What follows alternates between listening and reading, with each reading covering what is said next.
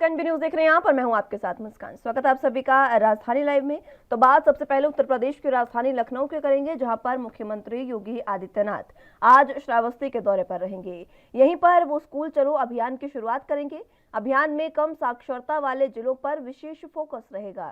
श्रावस्ती जिले की साक्षरता दर सबसे कम है और सीएम योगी ने कहा है कि जनप्रतिनिधि ही नहीं, अधिकारी भी प्राइमरी स्कूलों को गोद लें। सीएम का कहना है कि स्कूलों के कायाकल्प की सीएसआर की भी मदद ली जाएगी।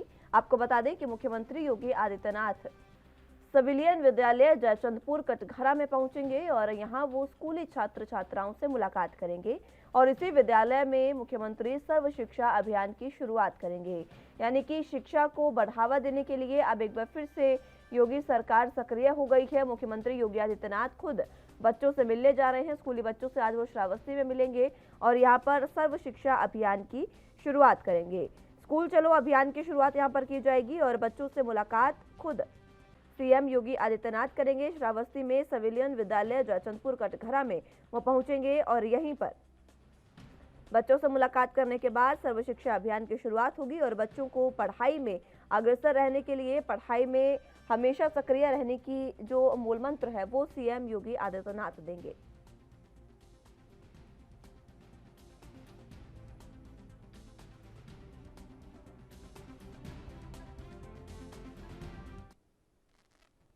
इसी खबर पर जरा जानकारी के लिए लखनऊ से संवाददाता जितेंद्र चौहान हमारे साथ मौजूद हैं। जितेंद्र, फिलहाल जिस तरीके से अब सीएम योगी आदित्यनाथ श्रावस्ती के दौरे पर रहेंगे और यहां पर वो सर्व शिक्षा अभियान की शुरुआत करेंगे, किस तरीके की तैयारियां, सुरक्षा व्यवस्था और क्या कुछ अहम इसको लेकर जानकारी? करने के बाद उत्तर प्रदेश के मुख्यमंत्री योगी आदित्यनाथ ने दिया है और सर्व शिक्षा अभियान स्कूल चलो अभियान की शुरुआत आज श्रावस्ती करेंगे। जयचंद्रपुर में एक विद्यालय है, बेसिक शिक्षा विद्यालय है, उसमें कहीं न कहीं मुख्यमंत्री योगी आदित्यनाथ करीबन 10 बजे पहुंचेंगे और उत्तर प्रदेश में जो विद्यालय है, बेसिक शिक्षा विद्यालय है और जो गरीब तबके के लोग हैं उनको जोड़ने के लिए मुख्यमंत्री योगी आदित्यनाथ काम करेंगे। और साफ तौर पर कहा जा सकता है कि मुख्यमंत्री ने पहले ही निर्देश दे दिए थे कि जो बेसिक शिक्षा स्कूल है, जो सरकारी स्कूल है, उनको कहीं न कहीं कायाकल्प कर और उनको उनका सौंदर्यीकरण कर विद्यालयों में ज्यादा से ज्यादा बच्चों का नामांकन करा के, बच्चों का एडमिशन कराकर शिक्षा की ओर आगे बढ़ाने का काम किया गया और बच्चों को शिक्षा हेतु मूल मंत्र देने का भी काम करेंगे उत्तर प्रदेश के मुख्यमंत्री योगी आदित्यनाथ। और साफ तौर पे यहाँ तक ही नहीं रुके उत्तर प्रदेश के मुख्यमंत्री मुखिया और साफ तौर पे और विधायकों से साफ कह रखा है कि अपने अपने क्षेत्रों के विद्यालय को गोद भी लें और उसका कायाकल्प करें।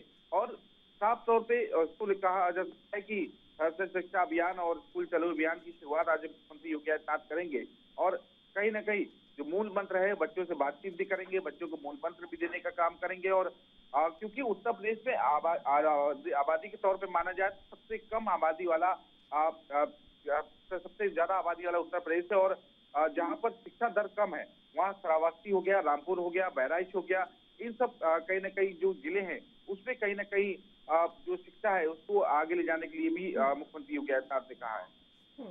ठीक है, सर्व शिक्षा अभियान की शुरुआत की जाएगी और बच्चों से मुलाकात करेंगे। सर्व शिक्षा अभियान के तहत किस तरीके से इसका आगाज आज किया जाएगा, शुरुआत की जाएगी और बच्चों से क्या कुछ जब मुखातिब होंगे तो किस तरीके के मूल मंत्र बच्चों को दिए जा सकते हैं? आज देखिए, अप्रैल में सेशन शुरू होता है और जाहिर सी बात है बच्चे जो बच्चे हैं उनको कहीं न कहीं एडमिशन स्कूल विद्यालय की ओर जाते हैं, तो और ज्यादा से ज्यादा बच्चे स्कूल जाएं, शिक्षित हों, इन सब का जो है कह सकते हैं प्रण सरकार ने लिया रखा है। और उत्तर प्रदेश के मुख्यमंत्री योगी आदित्यनाथ उसी क्रम में आज श्रावस्ती पहुंचेंगे और सर्व शिक्षा अभियान स्कूल चलो अभियान की शुरुआत करेंगे और 30 अप्रैल तक ये अभियान चलेगा।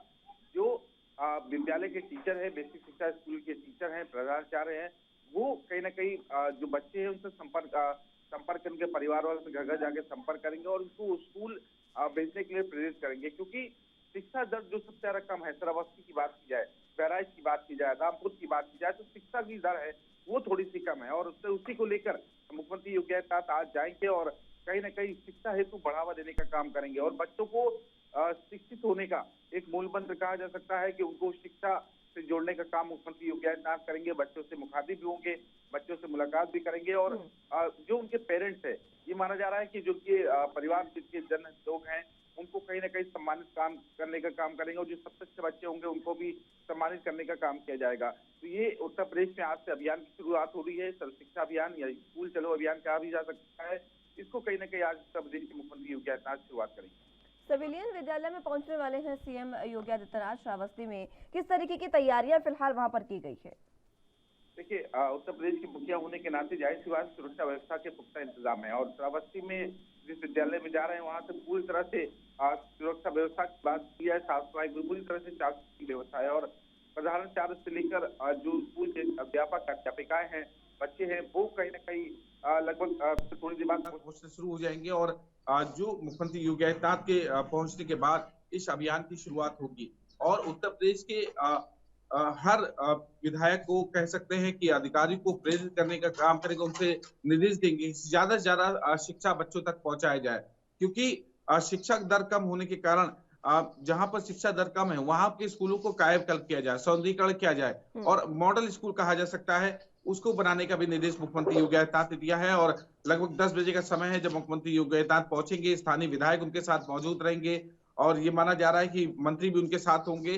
तो मुखिया होने के नाते जो जिम्मेदारी बनती है शिक्षा देने के लिए, उत्तर प्रदेश में बढ़ावा देने के लिए, तो आज इसी क्रम में मुख्यमंत्री योगी आदित्यनाथ आज शिक्षा को लेकर आगे बढ़ावा देने का काम करेंगे। ठीक है जितेंद्र, आप बने रहिए हमारे साथ, जानकारी आपसे लेते रहेंगे। बुलेटिन में फिलहाल वक्त एक छोटे से ब्रेक का है, फौरन हाजिर होंगे।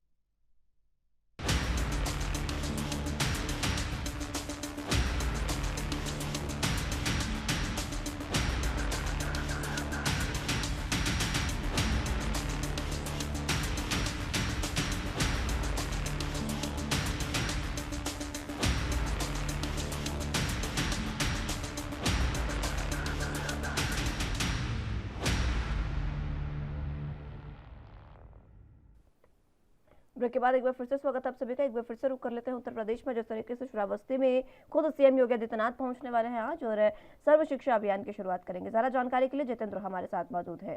जितेंद्र, फिलहाल सुरक्षा व्यवस्था के पुख्ता इंतजाम कर लिए गए हैं और तमाम तरीके की तैयारियां कर ली गई है, लेकिन इस बीच बच्चों में किस तरीके का उत्साह है आज, चूंकि सूबे के मुखिया उनसे मिलने जा रहे हैं? देखिए, बच्चों के अंदर जाहिर सी बात है उत्साह होगा, क्योंकि सूबे के मुख्यमंत्री योगी आदित्यनाथ खुद पहुंच रहे हैं और उन बच्चों के मुलाकात भी करेंगे और इसी को लेकर बच्चों के अंदर उत्साह ही नजर आएगा, क्योंकि एक मुखिया होने के नाते खुद उनके विद्यालय में बच्चे आ रहे हैं तो जाहिर सी बात है कि उत्साह है और उनके अभिभावकों में भी उत्साह दिखाई दे रहा है। और कहीं ना कहीं जिन अभिभावकों को सम्मानित किया जाएगा, जिन बच्चों को सम्मानित किया, उनके अंदर खासा उत्साह है, क्योंकि उन्होंने अपने बच्चों को प्रेरित किया और शिक्षा देने का काम किया और जाहिर सी बात है कि इन सबको देख के उत्सुकता नजर आएगी और मुख्यमंत्री योगी आदित्यनाथ जब पहुंचेंगे तो बच्चों से बातचीत करेंगे, उनके अभिभावकों से बात करेंगे और सम्मानित करने का भी काम करेंगे। ठीक है, बच्चों को सम्मानित भी यहाँ पर किया जाएगा। इसके साथ और क्या कुछ कार्यक्रम फिलहाल सीएम योगी के हैं? देखिए, वहां पर सर्व शिक्षा अभियान के तहत मुख्यमंत्री योगी आदित्यनाथ पहुंचेंगे और जयचंद्रपुर में जो विद्यालय है वहां पर पहुंचकर इस अभियान की शुरुआत करेंगे और साथ ही साथ वहां जो अध्यापक है उनसे भी मुलाकात करेंगे और क्योंकि मुखिया है और वहां की जो व्यवस्थाएं हैं उन व्यवस्थाओं के बारे में जायजा लेंगे कि और चीजों को जानने की कोशिश करेंगे कि कितनी किस चीज की आवश्यकता हो सकती है और किस तरह से मॉडल बनाया जा सकता है स्कूल। और उसी को देखते हुए जो अधिकारी है, बेसिक शिक्षा अधिकारी, उनसे भी उनसे बातचीत करके उनसे भी जायजा लेने का काम कि श्रावस्ती में आखिर शिक्षा दर इतनी कम क्यों है और किस तरह से उनको बढ़ाया जा रहा है, इन सब पर भी निर्देश दिए जा सकते हैं। ठीक है जितेंद्र, बहुत शुक्रिया आपका हमारे साथ जुड़ने के लिए और तमाम अहम जानकारी हम तक पहुंचाने के लिए।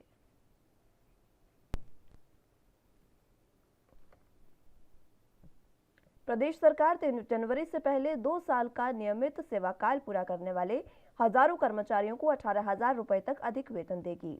राहत भरी यह घोषणा रविवार को पीटरहोफ में आयोजित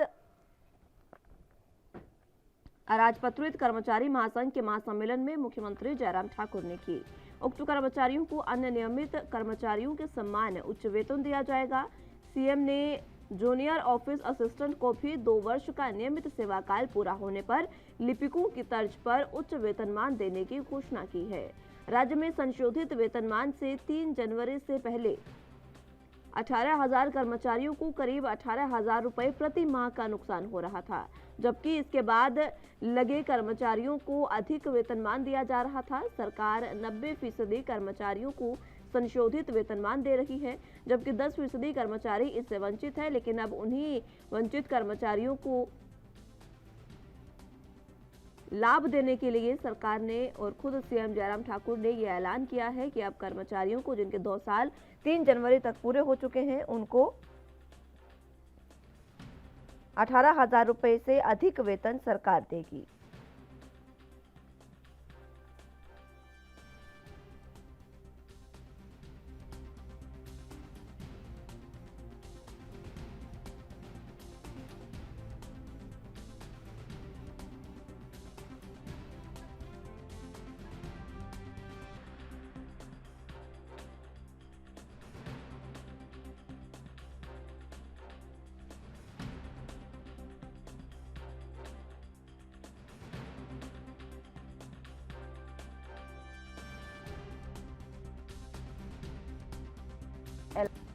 उन्होंने ये बात कही है कि 3 जनवरी से पहले जिनके 2 साल कर्मचारियों के पूरे हो गए हैं, नियमित सेवा काल उनका पूरा हो गया है, उनको हजारों कर्मचारियों को 18,000 से ऊपर तक का वेतनमान जो है वो सरकार देगी। और इसी के साथ ये राहत भरी खबर जो है, ये घोषणा जो है वो पीटरहोफ में आयोजित अराजपत्रित कर्मचारी महासंघ के महासम्मेलन में खुद मुख्यमंत्री जयराम ठाकुर ने की है।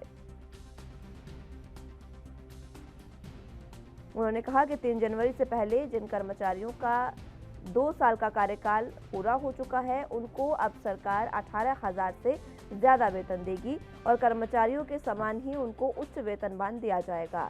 सीएम ने इसी के साथ जूनियर ऑफिस असिस्टेंट को भी 2 साल का नियमित सेवाकाल पूर्ण होने पर लिपिकों के तर्ज पर उच्च वेतनमान देने की घोषणा की है। राज्य में संशोधित वेतनमान से 3 जनवरी से पहले 18,000 कर्मचारियों को करीब 18,000 रुपए का नुकसान हो रहा था, लेकिन उसके बाद के कर्मचारी जो है वो ज्यादा पैसे ले रहे थे और अब इसी को लेकर कर्मचारियों में कहीं ना कहीं रोष था। उन्होंने सीएम से इसकी गुहार भी लगाई थी और अब सीएम ने ये बात जो है उनकी मानते हुए ये घोषणा की है कि जिन कर्मचारियों का 2 साल का कार्यकाल 3 जनवरी से पहले पूरा हो चुका है, उन कर्मचारियों को सरकार अधिक वेतनमान देगी।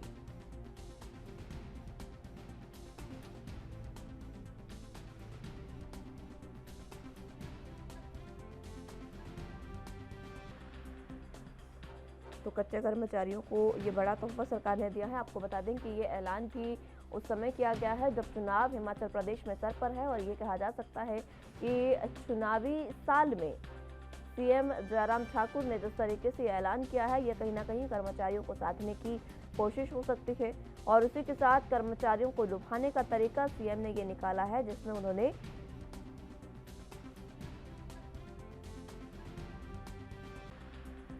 अराजपत्रित कर्मचारी महासंघ सम्मेलन में यह ऐलान किया और कहा कि कच्चे कर्मचारियों को उच्च वेतनमान अब दिया जाएगा, क्योंकि जिस तरीके से बाद के कर्मचारी जो है वो जो वेतनमान है वो बढ़ा हुआ ले रहे हैं, इसलिए 3 जनवरी तक जिन कर्मचारियों का 2 साल का कार्यकाल पूर्ण हो चुका है उनको भी अब सरकार जो है वो उच्च वेतनमान देगी और 18,000 रुपए से अधिक वेतन प्रतिमाह दिया जाएगा। इससे पहले प्रतिमाह 18,000 रुपए कम दिए जा रहे थे, जिसकी वजह से कर्मचारियों को नुकसान भी उठाना पड़ रहा था और अब उस नुकसान की भरपाई करते हुए जयराम ठाकुर ने ये ऐलान किया है। और दूसरी तरफ चुनावों को देखते हुए, चुनावों के मद्देनजर ये बड़ा ऐलान सीएम जयराम ठाकुर ने किया कि 2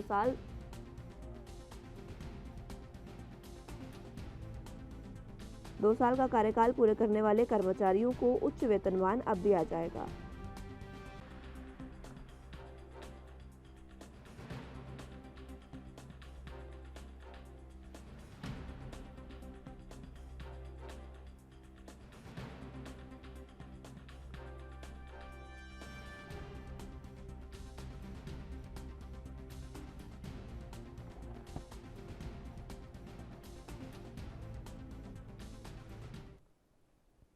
चलिए, इसी खबर पर ज्यादा जानकारी के लिए हिमाचल प्रदेश से ब्यूरो चीफ टीना ठाकुर हमारे साथ जुड़ चुके हैं।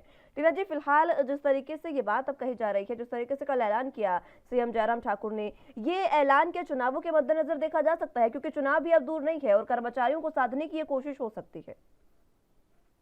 जी, आप ठीक कह रहे हैं कि ये जो विधानसभा चुनाव जो आने वाले हैं, इसको लेकर जो है कर्मचारियों में रोष था और उन्होंने पहले ही कह दिया था कि अगर वेतन विसंगति को दूर नहीं किया गया, ये जो राइडर जो लगाए गए से नहीं हटाया गया, तो हम निश्चित तौर पे जो सरकार के विरोध में मतदान करेंगे। तो निश्चित तौर पे ये जो पिछले कल जो महासम्मेलन हुआ है, ये सरकार ने जो है मुख्यमंत्री जयराम ठाकुर ने ये आगामी जो चुनाव है इसको देखते हुए जो कर्मचारी है उनको साधने की एक बड़ी कोशिश की है। ठीक है टीना जी, आप बने रहिए हमारे साथ, जानकारी आपसे लेते रहेंगे। फिलहाल वक्त एक छोटे से ब्रेक का है, फौरन हाजिर होंगे।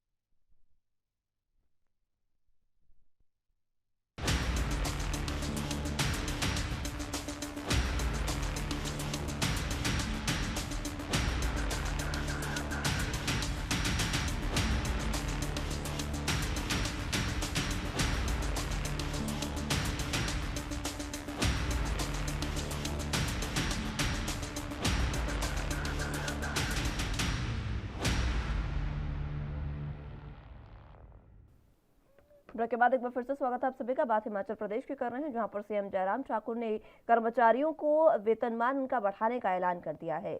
इसी पर ज्यादा जानकारी के लिए हमारे साथ टीना ठाकुर जी मौजूद हैं। टीना जी, फिलहाल जिस तरीके से हमने ये बात की कि चुनावों को लेकर ये फैसला हो सकता है, कर्मचारियों को साधने की कोशिश हो सकती है, लेकिन इस बीच कर्मचारियों का ये फायदे की बात है और कर्मचारी जो है, क्योंकि वेतन विसंगति काफी ज्यादा हिमाचल प्रदेश में देखने को मिल रही थी, अब उसको दूर करने की कोशिश सीधे तौर पर सीएम जयराम ठाकुर ने की है। कर्मचारियों को का इसको लेकर किस तरीके का उत्साह या फिर किस तरीके की बात प्रतिक्रिया उनकी? जी देखिए, मैं आपको बताऊं कि ये जो पिछले कल जो सीएम ने घोषणा की है, इससे जो लगभग 1 लाख के आसपास जो कर्मचारी है वो लाभान्वित होंगे। इससे पहले जो 18,000 के करीब जो कर्मचारी है जिनको सीधे सीधे हर महीने 18,000 रुपए का नुकसान उठाना पड़ रहा था, उन्हें भी इससे लाभ मिलेगा।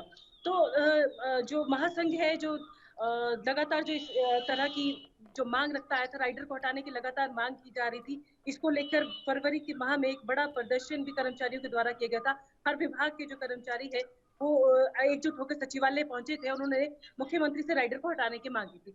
एक्चुअली राइडर हटाने से जो है निश्चित तौर पे सीधा सीधा लाभ जो कर्मचारियों को मिलेगा। राइडर लगने से जो है आपको प्रमोशन तो मिलती थी, नई नियुक्ति भी मिलती थी, लेकिन जो वेतन है वो आपको पिछले जो आपका पिछले जो पे स्केल होता था आपको उसी के आधार पर मिलता था। तो जाहिर तौर पे जो है इससे जो बड़ा लाभ है जो कर्मचारियों को मिलेगा और जो अभी तक रोष जो कर्मचारियों में देखने को मिल रहा था, उससे सीधे सीधे सरकार को राहत मिलेगी और कर्मचारी जो है इस जो घोषणा की जो मुख्यमंत्री जयराम सरकार की जो ये घोषणा है उससे एक बड़ी राहत भी महसूस कर रहे हैं और उन्होंने आभार भी मुख्यमंत्री का जताया है। अब कर्मचारी जो जिस तरीके से कल ही हमने बात की कि दो धड़ों में ये कर्मचारी जो है वो बटे हुए थे। उनका कहना है कि एक वर्ग कह रहा है कि सीएम ने उनके लिए बहुत काम किया, दूसरा वर्ग काफी नाराज चल रहा है। अब जो नाराजगी दूसरे वर्ग में थी, क्या वो संतुष्ट हो पाए हैं इस फैसले से? नहीं, वो अभी भी संतुष्ट नहीं। उनका कहना है कि राइडर हटाने से बेशक हल्का सा जो वेतनमान में जो बढ़ोतरी जो कर्मचारियों को मिलेगी, जो जो लेकिन जो कर्मचारियों को जो अन्य मांगे थी उन पर सरकार ने जरा भी ध्यान नहीं दिया है। तो वो निश्चित तौर पे ये बोल रहे हैं कि आभार हम नहीं जताएंगे सरकार का इस घोषणा के बाद। हालांकि देखना होगा कि अभी तक उनका बयान सामने नहीं आया कल के बाद कि उस सीएम की इस घोषणा के बाद उनका क्या रुख है, या वो इस घोषणा को किस तरह से लेते हैं।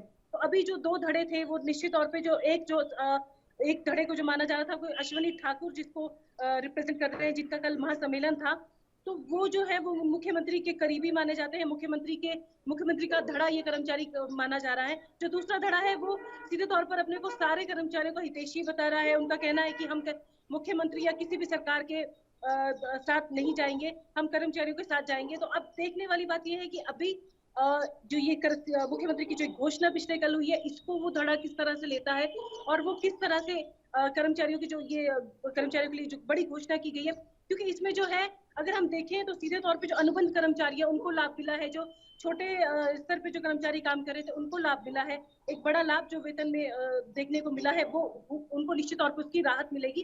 लेकिन जो पहले से जो एक रेगुलर जो कर्मचारी जो काम कर रहे थे उनकी और भी मुख्य मांगे थी, तो वो किस तरह से वो मांगे अब मानी गई, क्योंकि पिछले कल जो महासम्मेलन हुआ है उसमें अश्विनी ठाकुर ने कहा है कि ये पहली बार हुआ है कि किसी मुख्यमंत्री ने 21 मांगे जो राजपत्रित महासंघ की है वो मांगी है। तो अभी ये देखने वाली बात है कि अभी जो दूसरा धड़ा है वो इस घोषणा के बाद क्या बयान देता है या इस घोषणा को किस तरह से वो लेता है। ठीक है रीना जी, बहुत शुक्रिया आपका हमारे साथ जुड़ने के लिए और तमाम अहम जानकारी हमें साझा करने के लिए।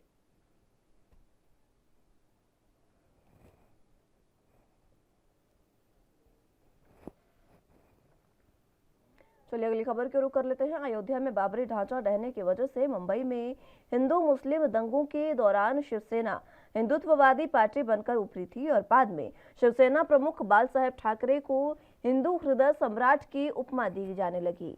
राज्य में महाविकास आघाड़ी सरकार बनने के बाद प्रमुख विपक्षी दल बीजेपी की तरफ से शिवसेना पर हिंदुत्व छोड़ने के आरोप लगाए जा रहे हैं और अब मनसे प्रमुख राज ठाकरे ने भी शिवसेना प्रमुख बाला ठाकरे की विरासत पर दावा किया है।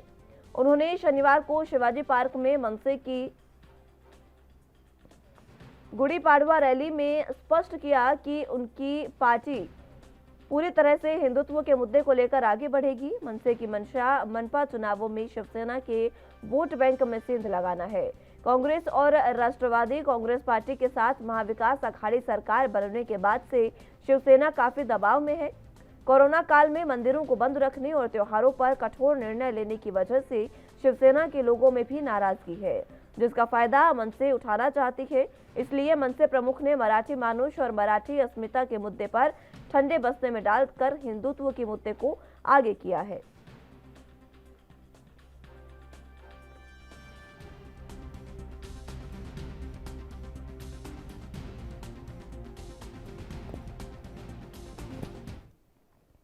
इस खबर पर ज्यादा जानकारी के लिए मुंबई से संवाददाता सत्यप्रकाश सोनी हमारे साथ मौजूद है। सत्यप्रकाश, फिलहाल जिस तरीके से ये बात सामने आई है कि मनसे जो है वो अब हिंदुत्व का राग आला छेड़े हुए है एक बार फिर से और शिवसेना के घर में सेंध लगाने की कोशिश कर रही है, क्या कुछ अहम जानकारी? बिल्कुल मुस्कान जी, देखिए मनसे प्रमुख राज ठाकरे ने गुड़ी पाड़वा के दिन मुंबई के शिवाजी मैदान में रैली की। इस दौरान उन्होंने जमकर शिवसेना को घेरा, क्योंकि जिस तरह से लगातार मुंबई में महानगर पालिका का चुनाव अब धीरे धीरे नजदीक आ रहा है, उसको लेकर मन से कहीं न कहीं जो है मन से अस्मिता छोड़कर मराठी मानुष की अस्मिता छोड़कर अब कहीं कहीं हिंदुत्व को लेकर आगे बढ़ रही है। हालांकि लोगों का कहना है, जानकारों का यह कहना है कि मन से जो है अब मनपा चुनाव को तैयारियों को लेकर कहीं न कहीं बिगुल बजा रही है। दूसरी तरफ उन्होंने कहा है कि जिस तरह से उद्धव ठाकरे ने लगातार जो है महाविकास आघाड़ी सरकार में आने के बाद महाविकास आघाड़ी सरकार के साथ मिलकर काम करने के बाद हिंदुत्व का राग छोड़ दिया है, उसको लेकर अब कहीं कहीं उनकी विरासत यानी कि शिवसेना की विरासत, बाला साहब ठाकरे की विरासत के असली हकदार मनसे प्रमुख राज ठाकरे होंगे। लेकिन तमाम नेताओं ने इस पर प्रतिक्रिया दी है और सीधे तौर पे कहा है कि यह पूरा कहीं न कहीं बीजेपी का स्क्रिप्ट बनाया हुआ है। जो लाउड स्पीकर शिवाजी मैदान में बज रहा था वह मनसे का नहीं बल्कि बीजेपी के लाउड स्पीकर था। यानी कि सीधे तौर पर यह कहा जा रहा है कि बीजेपी के इशारे पर मनसे जो है कहीं न कहीं हिंदुत्व का राग आलाप रही है।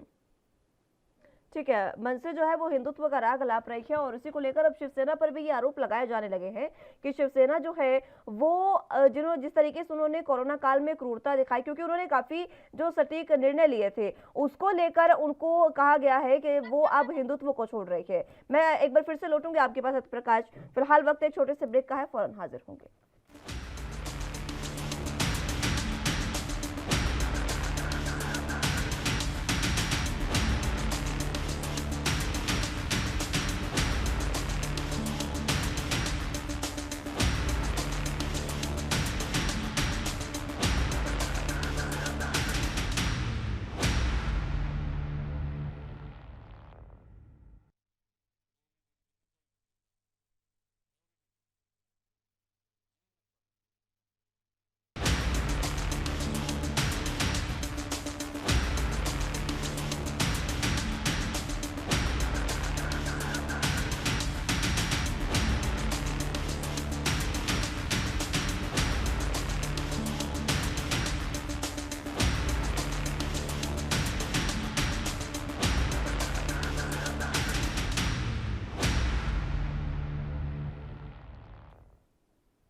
ब्रेक के बाद एक बार फिर से स्वागत है आप सभी का। बात मुंबई की कर रहे थे, जहां पर लगातार अब मनसे जो है वो शिवसेना पर आरोप लगा रही है हिंदुत्व को छोड़ने की।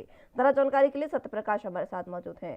सत्यप्रकाश, फिलहाल जिस तरीके से शिवसेना पर ये आरोप लग रहे हैं वो सीधे तौर पर इसी वजह से लग रहे हैं क्योंकि कोरोना काल में उन्होंने काफी सटीक निर्णय लिए थे, लेकिन उस समय में मुंबई मॉडल जो था उसको प्रधानमंत्री तक ने सराहा था। तो आखिर हिंदुत्व छोड़ने के आरोप उन पर क्यों लग रहे हैं और मनसे अब आगे जो चुनाव अभी नजदीक है उसको लेकर किस तरीके से तैयारियों में है?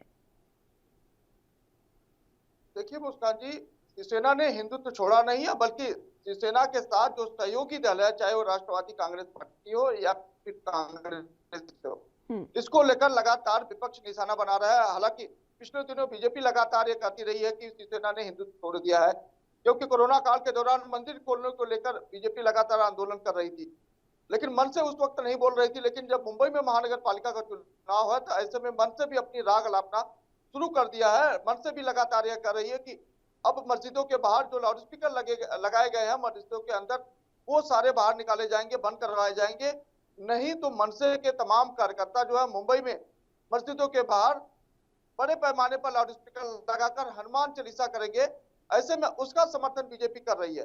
बीजेपी के द्वारा यह कहा गया है कि मनसे ने जो काम किया है वो अति सराहनीय है। जो कदम बीजेपी उठा रही थी उसी कदम पे अब मनसे चल रहे हैं। तो जाहिर तौर पर कहीं न कहीं मनसे जो है हिंदुत्व का जो है मुद्दा लेकर आगे बढ़ रही है, लेकिन विपक्ष बार बार यह कर रहा है कि यह सिर्फ मनपा चुनाव का चुनावी बिगुल है, बाकी और कुछ नहीं। ठीक है, चुनावी बिगुल है, लेकिन जिस तरीके से नमाज पर भी नाराज दिखे हैं राज ठाकरे, उसको लेकर भी कहा जा सकता है कि वो हिंदुओं को साधने का ही एक सीधे सीधे तौर पर तरीका है, जिस तरीके से उन्होंने कहा कि वो मस्जिदों के सामने हनुमान चालीसा बजाएंगे। बिल्कुल, मनसे प्रमुख राज ठाकरे ने पहले भी उत्तर भारतीयों को पहले घेरा था, उसके बाद तमाम साइन बोर्ड को लेकर ये बात कही गई। इसके बाद अब जब मुंबई में महानगर पालिका चुनाव है तो उसको लेकर कहीं न कहीं अब जो है हिंदुत्व का राग आलापा जा रहा है। शिवाजी मैदान के अंदर जिस तरह से उन्होंने लगातार शिवसेना के खिलाफ आक्रामक दिखे, ऐसा माना जा रहा है कि शिवसेना की अस्मिता जो है वो खतरे में बताया जा रहा है, क्योंकि शिवसेना का जो वोट बैंक है, चाहे उत्तर भारतीय हो चाहे अन्य राज्यों के तमाम वोट बैंक है, वो कहीं न कहीं हथियाने के लिए इस तरह का प्रोपोगंडा बनाया जा रहा है।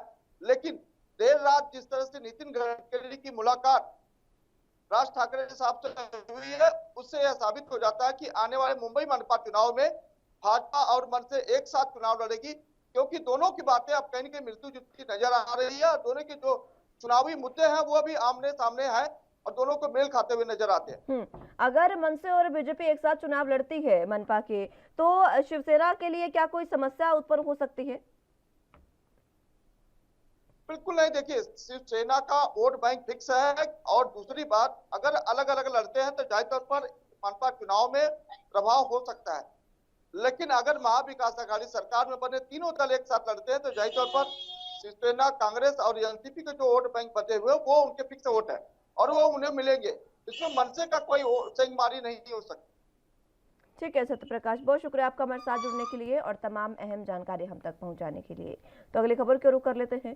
दिल्ली में लगातार बढ़ रहे ईंधन के दामों से आम आदमी को महंगाई का दोहरा झटका झेलने को मिल रहा है। कांग्रेस की दिल्ली इकाई ने रविवार को पूर्वी दिल्ली के त्रिलोकपुरी इलाके में भारतीय जनता पार्टी के नेतृत्व वाली केंद्र सरकार के खिलाफ धरना प्रदर्शन किया और यह विरोध विपक्षी पार्टियों के महंगाई मुक्त भारत अभियान का हिस्सा था और इसका नेतृत्व दिल्ली प्रदेश कांग्रेस कमेटी के अध्यक्ष चौधरी अनिल कुमार ने किया था। प्रदर्शनकारियों ने केंद्र सरकार के खिलाफ नारेबाजी की और तेल और गैस की कीमतों में भारी वृद्धि के लिए इसे जिम्मेदार ठहराया। कुमार ने कहा कि केंद्र ने 5 राज्यों में विधानसभा चुनाव खत्म होते ही पेट्रोल, डीजल, सीएनजी, पीएनजी और यहां तक कि घरेलू गैस सिलेंडर की कीमतों में भी वृद्धि कर दी है।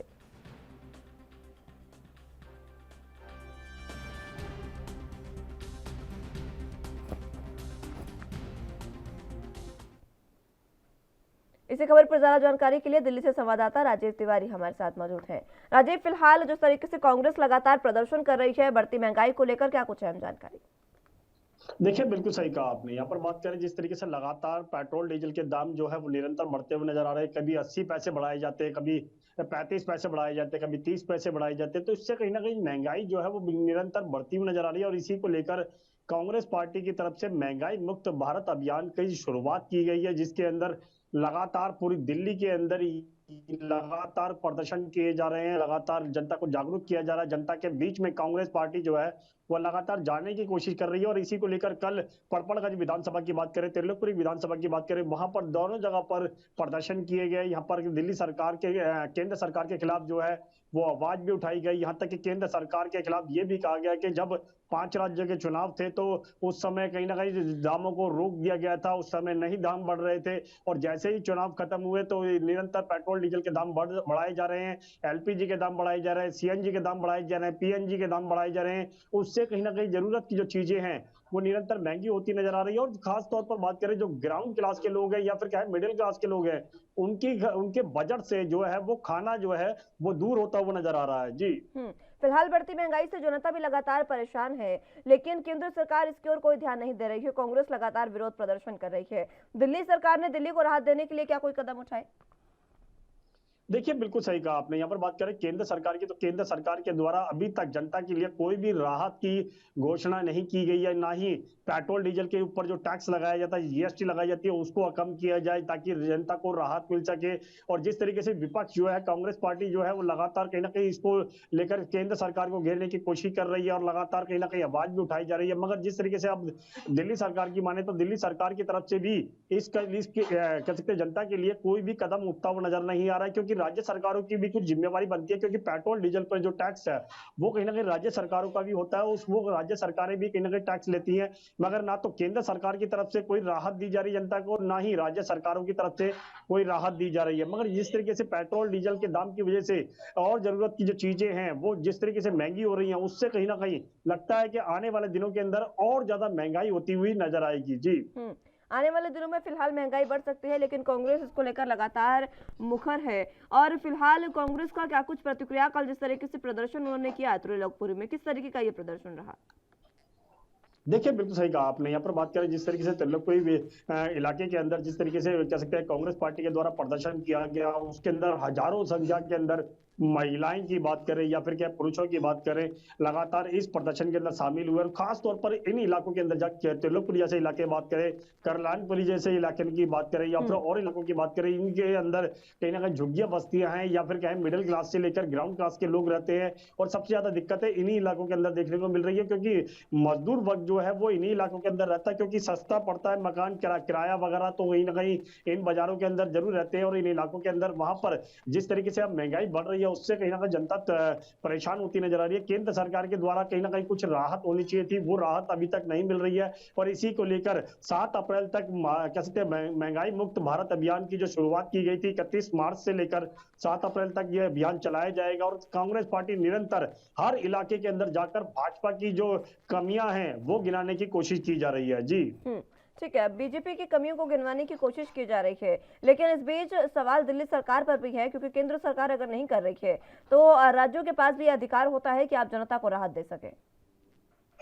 देखिए बिल्कुल सही कहा आपने। यहाँ पर बात करें केंद्र सरकार की तरफ से अभी तक सिर्फ कह सकते हैं गुजरात के चुनाव की तरफ ध्यान है, ना कि और राज्यों की तरफ के चुनाव की तरफ ध्यान है। मगर जिस तरीके से यूपी के चुनाव की बात करें या 5 राज्यों के चुनाव की बात करें, जैसे ही खत्म हुए दामों का बढ़ना निरंतर पेट्रोल डीजल पर बढ़ता हुआ नजर आ रहा है, जिसकी वजह से महंगाई बढ़ती नजर आ रही है। कांग्रेस की बात करें तो कांग्रेस पार्टी विपक्ष को घेरने की कोशिश कर रही है, मगर राज्य सरकार यानी दिल्ली सरकार की बात करें तो दिल्ली सरकार की भी कुछ भूमिकाएं बनती है जो महंगाई से लेकर राहत की कहीं ना कहीं घोषणा होनी चाहिए थी। क्योंकि जब अरविंद केजरीवाल की सरकार जो पंजाब में बनी है तो बड़े बड़े उससे पहले वादे किए गए थे कि महंगाई मुक्त किया जाएगा, यहाँ पर हर चीज सस्ती की जाएगी, बिजली पानी फ्री किया जाएगा। मगर पंजाब में तो आम आदमी पार्टी का ध्यान बिल्कुल नजर आ रहा है। मगर दिल्ली की जनता के लिए भी कहीं ना कहीं जिम्मेवारी बनती है आम आदमी पार्टी की, वो जिम्मेवारी जो है वो दिल्ली सरकार पूरी करती हुई नजर नहीं आ रही है। जी ठीक है राजीव, बहुत शुक्रिया आपका हमारे साथ जुड़ने के लिए और तमाम अहम जानकारी हम तक पहुंचाने के लिए।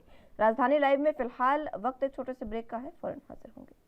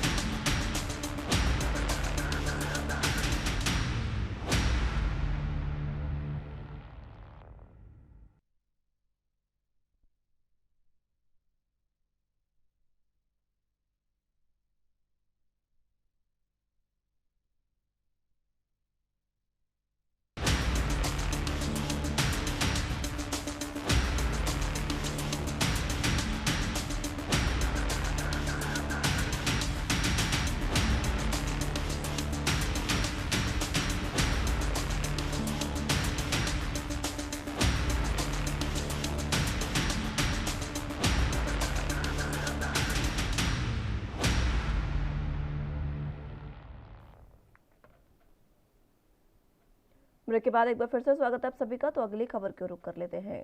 5 राज्यों के विधानसभा चुनाव के नतीजों के बाद तेल कंपनियों द्वारा पेट्रोल डीजल की कीमत में लगातार 11वें दिन बढ़ोतरी करने पर आम आदमी पार्टी ने केंद्र सरकार की सख्त आलोचना की है और इसके लिए प्रधानमंत्री नरेंद्र मोदी को जिम्मेदार उन्होंने ठहराया।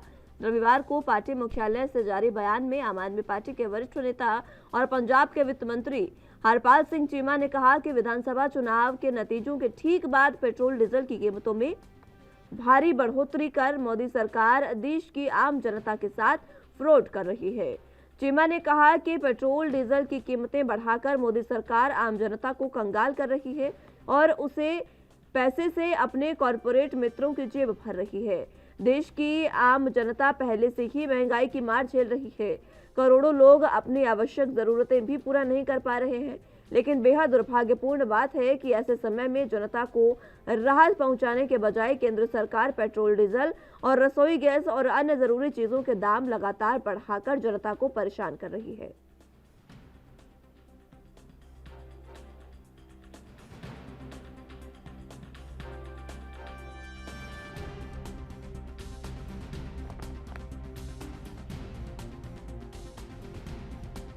इसी खबर पर ज्यादा जानकारी के लिए चंडीगढ़ से संवाददाता अमित हमारे साथ जुड़े हुए हैं। अमित, फिलहाल जिस तरीके से पेट्रोल डीजल की कीमतें लगातार बढ़ रही है, महंगाई लगातार बढ़ रही है, इसी को लेकर अब हरपाल सिंह चीमा ने बयान जारी किया है। उन्होंने मोदी सरकार को सीधे तौर पर उन पर आरोप लगाया कि वो कॉरपोरेट घरानों का घर भरने की कोशिश कर रही है। जी बिल्कुल, देखिए अगर हम बात करें तो हरपाल सिंह चीमा या फिर हम कहें पंजाब के वित्त मंत्री, उन्होंने सीधे तौर पर चीज हाईलाइट की है कि इलेक्शन खत्म होने की ठीक बाद से ये रेट इंक्रीज शुरू है। तो उनका यही पहले तो सबसे बड़ा सवाल यही खड़ा किया था कि अगर सिनेरियोस जिसकी बात की जा रही है कि खुद मोदी सरकार बात कर रही है कि जो यूक्रेन और रशिया के बीच में युद्ध चल रहा है उसके कारण सप्लाई चेन इफेक्ट हो रही है, उससे ये रेट बढ़ने शुरू है। पर सवाल ये भी है कि युद्ध है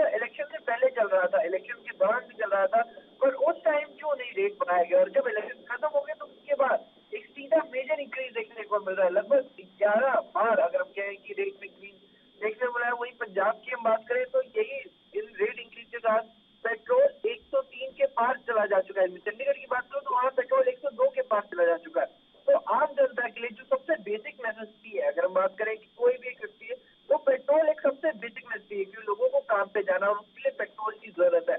वही साथ साथ की बात अगर कंसिडर करें तो ट्रांसपोर्टर भी डीजल का इस्तेमाल करते हैं, और जब ट्रांसपोर्टेशन महंगी हो जाती है तो हर एक चीज, चाहे वो खाना हो, रसोई गैस, तो हर एक चीज महंगी हो जा रही है। और यही चीज हम लोग अगर है जो व्हाइट स्पष्ट पैरों में देखने को मिल रहा है, चाहे वो खाने की सामग्री हो, चाहे एवरीडे यूज का पेट्रोल है, वो इतना महंगा हो चुका है कि आम जनता के लिए उन्हें अफोर्ड करना बहुत ज्यादा मुश्किल हो रहा है। और इसी चीज का फायदा विरोधी उठाते हुए नजर आ रहे हैं, चाहे वो विरोधी पार्टी हो, चाहे फिर वो पंजाब सरकार हो। हर कोई केंद्र सरकार के ऊपर एक गंभीर आरोप लगा रहा है कि इस टाइम सरकार को पेट्रोल और डीजल इन सब के दाम कंट्रोल करने की जरूरत है और उसको नीचे रखने की जरूरत है, क्योंकि अगर ऐसा नहीं किया जाता है तो आम जनता के लिए नॉर्मल जिंदगी जीना ही मुश्किल हो जाएगा। जी, आम जनता के लिए आम जिंदगी जीना मुश्किल हो जाएगा, और ये तो हो भी रहा है अमित। लेकिन आम आदमी पार्टी की सरकार जब सत्ता में आने को आतुर थी, चुनावों से पहले उन्होंने ऐलान किया था कि हम जनता को परेशान नहीं होने देंगे। लेकिन अभी भी पंजाब में किसी तरीके से एक्साइज ड्यूटी या कोई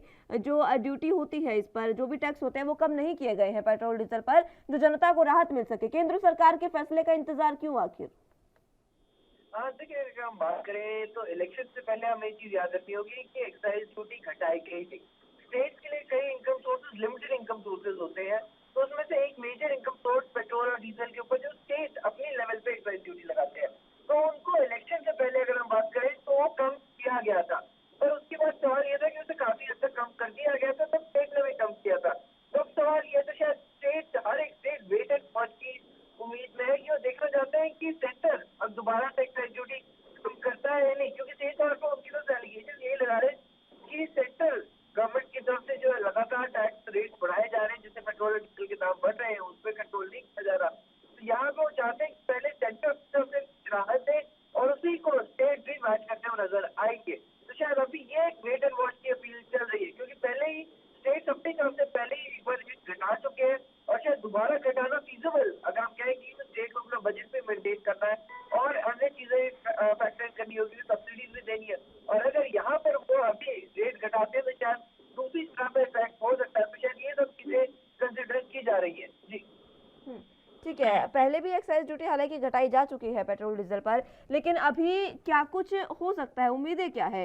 क्योंकि आम आदमी पार्टी कोई ऐसा फैसला क्या ले सकती है जिससे राहत मिल सके, क्योंकि सरकार पर आरोप तो लगा दिए गए हैं। ये बहुत बड़ी चीज है। अगर हम कहें कि एक्साइज ड्यूटी घटाने की बात कंसिडर की जा सकती है और पंजाब सरकार एक्साइज ड्यूटी घटा सकती है, पर ये सिनेरियो पर डिपेंड होगा कि कितनी घटा सकती है और कितना घटाने से लोगों को फायदा होगा। देखिए अगर 3 से 4% तक एक्साइज ड्यूटी घटाई जाती है, तब हमें लगभग 3 से 4 रुपए का फर्क देखने को मिल सकता है। पर वो इतना, अगर हम कहें कि 3 से 4 रुपए का मार्जिनल फर्क से इतना असर नहीं होगा, क्योंकि ऑलरेडी जैसा बता चुका हूँ कि पंजाब में 103 के पार पेट्रोल के दाम जा चुके हैं। तो 3 से 4 रुपए अगर घटते हैं तो ये मार्जिन घट के वापस 98, 99 पे पेट्रोल के दाम जाएंगे। वो इतना ज्यादा आते ही फिर 100 रुपए के आस पेट्रोल की डीजल के दाम ऑलरेडी खड़े हैं। तो ऐसे में इसका असर तभी देखने को मिल सकता है जब केंद्र सरकार भी पेट्रोल और डीजल पर दोबारा से अपनी एक्साइज ड्यूटी घटाए, या फिर जो प्राइवेट कंपनीज है, जो पेट्रोलियम की कंपनीज है, उनको कोई हिदायत दे कि आप इतना बढ़ाइए, एक रेट के आपको यहाँ तक ब्लॉक करें। ये सब चीजें जरूर कंसिडर करनी होगी। पर आम आदमी पार्टी अपनी तरफ से, पंजाब सरकार अपनी तरफ से एक लिमिटेड राहत दे सकती है। ये देखना होगा वो लिमिटेड राहत होगी क्या। ठीक है अमित, बहुत शुक्रिया आपका हमारे साथ जुड़ने के लिए और तमाम अहम जानकारी हम तक पहुंचाने के लिए।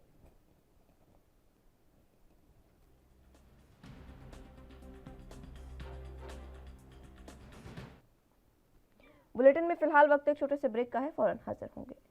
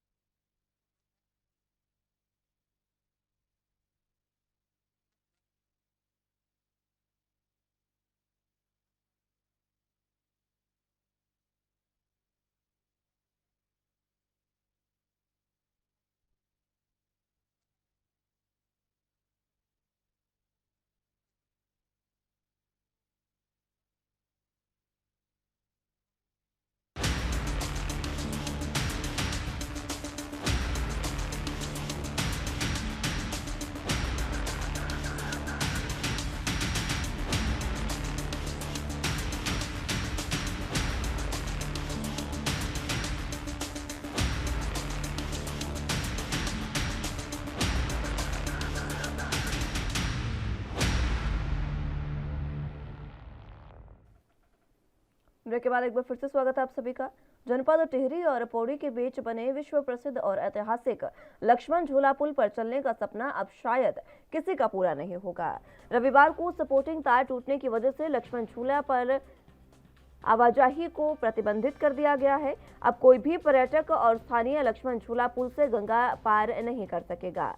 बता दें कि अपनी मियाद पूरी करने के बाद साल 2019 में लक्ष्मण झूला पुल को लोगों की आवाजाही के लिए बंद कर दिया गया था, लेकिन स्थानीय लोगों की मांग पर फिर से पैदल चलने के लिए अनुमति दी गई थी। अब सपोर्टिंग तार टूटने की वजह से लोगों की आवाजाही फिर से प्रतिबंधित कर दी गई है। ऐसे में अनुमान लगाया जा रहा है कि शायद अब लक्ष्मण झूला पुल को लोगों की आवाजाही के लिए दोबारा नहीं खोला जाएगा।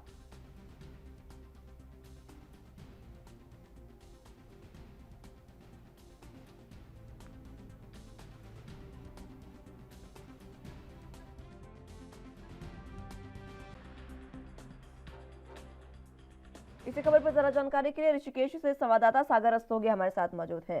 सागर, फिलहाल जिस तरीके से लक्ष्मण झूले की तार टूटी है, क्या कुछ इसको लेकर अहम जानकारी और क्या कुछ दिशा निर्देश? जी हाँ, आपको बता दें, तार टूटने की वजह से पुल पे पूरी तरीके से आवाजाही बंद कर दी गई है। पहले भी इस तरीका का मामला 2019 में सामने आया था, जिसमें दो पहिया वाहन जो है वो पूरी तरीके से रोक दिए गए थे, आवाजाही पे पूरी तरीके से रोक दी गई थी। स्थानीय लोगों की वजह से ये पुल को दोबारा खोला गया था। क्या अब इसको लेकर कोई ऐसी सूचना कि इसको दोबारा ठीक कर दिया जाएगा? कब तक इसको ठीक किया जा सकता है? जी हाँ, कार्य चल रहा है, बराबर कार्य हो रहा है और जल्द ही इस पुल को खोला जाएगा, क्योंकि चारधाम यात्रा को लेकर कहीं ना कहीं प्रशासन पूरी तरीके से मुस्तैद है। कारण क्या कोई पता चला सपोर्टिंग तार टूटने का, सागर? अभी तक ऐसा कोई मामला सामने नहीं आया है कि पता चल पाया हो कि किस वजह से वायर टूटी है, क्योंकि लगभग नहीं तो 93 साल पुराना ये पुल हो चुका है और कहीं ना कहीं ओवरलोड की वजह से ये वायर टूटने का मामला सामने आया है। ठीक है, बहुत शुक्रिया आपका हमारे साथ जुड़ने के लिए और तमाम अहम जानकारी हम तक पहुंचाने के लिए।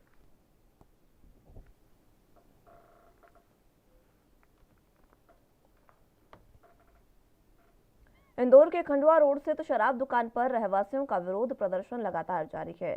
चौथे दिन प्रदर्शन करते हुए रहवासियों ने शराब दुकान को बंद करा दिया। पिछले 4 दिन से लगातार रहवासी शराब दुकान का विरोध कर रहे हैं। रहवासियों की मांग है कि इलाके में शराब दुकान को बंद किया जाना चाहिए। आपको बता दें कि रविवार के दिन रहवासियों ने धरना स्थल से आगे बढ़कर शराब दुकान पर जाकर अपना विरोध दर्ज कराया और दुकान को बंद करा दिया। रहवासियों का कहना है कि आने वाले समय में अगर यहां पर शराब की दुकान खोली जाती है तो इससे आसपास के रहवासी सहित कई अन्य लोगों को भी तकलीफों का सामना करना पड़ेगा। इसलिए तत्काल इस शराब दुकान को दूसरी जगह पर स्थानांतरित किया जाना चाहिए। इसी के साथ उन्होंने चेतावनी भी दी कि अगर अब शराब की दुकान को बंद नहीं किया गया तो आने वाले समय में उग्र आंदोलन किया जाएगा।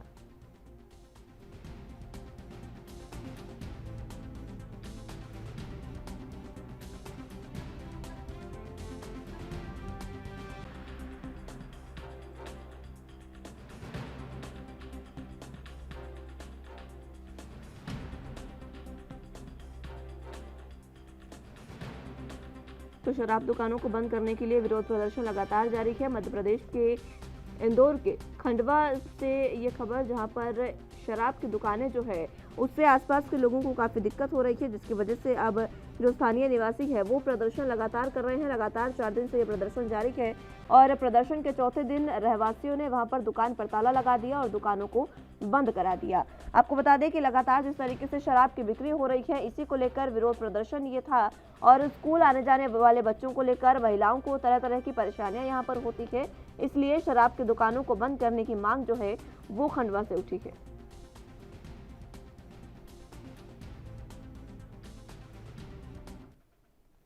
ज्यादा जानकारी के लिए इंदौर से संवाददाता गणेश तिवारी हमारे साथ मौजूद है। गणेश, फिलहाल शराब की दुकानों को बंद करने की जो कवायद एक तरीके से कही जा सकती है वो जनता ने शुरू कर दी है और कल ताला भी जड़वाया जिस तरीके से प्रदर्शन के दौरान, क्या कुछ अहम जानकारी? देखिए मुस्कान, सबसे पहले अगर बात करें तो समूचे, अगर मध्य प्रदेश की बात करें तो समूचे मध्य प्रदेश में जो शराब की दुकान है वो जगह पर खुली है, ये बात सच है। क्योंकि अगर शराब की बात करें तो जो मध्य प्रदेश सरकार का या राज्य सरकार की इनकम का स्रोत होता है वो निश्चित तौर पर पेट्रोल, डीजल और शराब पर ही डिपेंड होता है। और ऐसे में मध्य प्रदेश में अगर बात करें तो कोरोना काल के बाद जो है जगह जगह पर शराब बिक्री को लेकर जो खबरें भी आ रही हैं और मध्य प्रदेश सरकार जो प्लानिंग भी कर रही है उसको लेकर हालांकि रहवासियों में जो आक्रोश है शराब को लेकर की जो स्कूल कॉलेज है उनके नजदीक जो शराब की दुकानें खोल दी गई हैं, वहां पर बैठ के लोग पीते हैं। ऐसे में कई ऐसी घटनाएं भी होती हैं, चाहे वो लड़कियों के साथ छेड़छाड़ी की घटनाएं बोले या फिर किसी तरह की आपराधिक कृत्य की घटनाएं बोले, तो वो लगातार ऐसी सामने आती रही है। जिसको लेकर हालांकि भारतीय जनता पार्टी की बात करें मुस्कान, तो वहां से उमा भारती ने हालांकि इस बात की पूछ की थी, लेकिन महज अगर उसको बात करें तो उस पूछ को बात करें तो जहां पर लोगों का जो कहना, मध्य प्रदेश के वासियों का कहना है या इंदौर के वासियों का कहना है, वो यही कहना है कि ये पूरी तरह से राजनीतिक स्टंट है, क्योंकि मध्य प्रदेश में अब जो है नगर निगम निकाय के चुनाव है, पंचायत के चुनाव है और इसके बाद जो है सीधा 2023 में विधानसभा चुनाव भी है। तो ऐसे में विधानसभा चुनाव को लेकर जो राजनीतिक स्टंट किया जा रहा है वो शराबबंदी को लेकर कूच किया जा रहा है। तो हालांकि आम जनता की बात करें तो आम जनता शराब की जो जगह जगह दुकानें हैं, लोग वहां पर जो जिस तरह से शराब पी रहे हैं उसका विरोध हालांकि लोग तो कर रहे हैं, लेकिन अब जहां उमा भारती के बाद अब इस रूल को अगर बात करें तो पूरी तरह से कांग्रेस भी सामने आ चुकी है और कांग्रेस की तरफ से अब जो है लगातार इसका विरोध किया जा रहा है। हाल ही में अगर बात करें तो इंदौर की जो खंडवा रोड स्थित शराब की दुकान है, चूंकि वहां पर स्कूल कॉलेज और रहवासी जो है वहां पर रहते हैं, ऐसे में लगातार लोगों के द्वारा जो है विरोध किया जा रहा था, चूंकि वो राव विधानसभा के अंतर्गत शराब की दुकान आती है। और ऐसे में मध्य प्रदेश में के इंदौर के राव से अगर विधायक की बात करें तो वहां से जीतू पटवारी हैं जो कि कांग्रेस की तरफ से हैं। तो ऐसे में अब कांग्रेस ने भी पूरी तरह से शराबबंदी को लेकर जो विरोध प्रदर्शन है वो पूरी तरह से पकड़ते हुए नजर आ रही है, कूच करते हुए नजर आ रही है, क्योंकि इसके पहले उमा भारती ने भी मध्य प्रदेश में शराबबंदी को लेकर पत्थरबाजी भी की थी। हालांकि वो पूरी तरह से राजनीतिक स्टंट ही रहा, क्योंकि उन्होंने कई बार ऐसी डेटें दी हैं कि मध्य प्रदेश में शराब की बंदी होनी चाहिए, लेकिन सरकार ने, हालांकि राज्य सरकार से लेकर केंद्र तक जो है भारतीय जनता पार्टी की सरकार है, लेकिन ऐसा कुछ भी देखने को नहीं मिला है। लेकिन अब एक बार फिर मध्य प्रदेश की बात करें तो कांग्रेस ने अब शराबबंदी के जो जोर है उसको पकड़ लिया है, क्योंकि 2023 में चुनाव है और चुनाव को देखते हुए अब दोनों ही पार्टियां जो है अलग अलग तरह से लोगों को लुभाने की कोशिश कर रही है कि किसी तरह से अब शराबबंदी का जो नया मुद्दा है महंगाई के बाद, उस मुद्दे को लुभाने की कोशिश कर रही है और उस मुद्दे के साथ पूछ करके और जो शराबबंदी को लेकर जो जगह जगह दुकानें हैं उनको बंद कराने का हालांकि कांग्रेस पार्टी अब जो है लोगों के साथ नजर आ रही है। जी गणेश, बहुत शुक्रिया आपका हमारे साथ जुड़ने के लिए और तमाम अहम जानकारी हम तक पहुंचाने के लिए। फिलहाल राजधानी लाइव में मेरे साथ बस इतना ही। तमाम अहम खबरों के लिए आप देखते रहे एनबी न्यूज़। नमस्कार।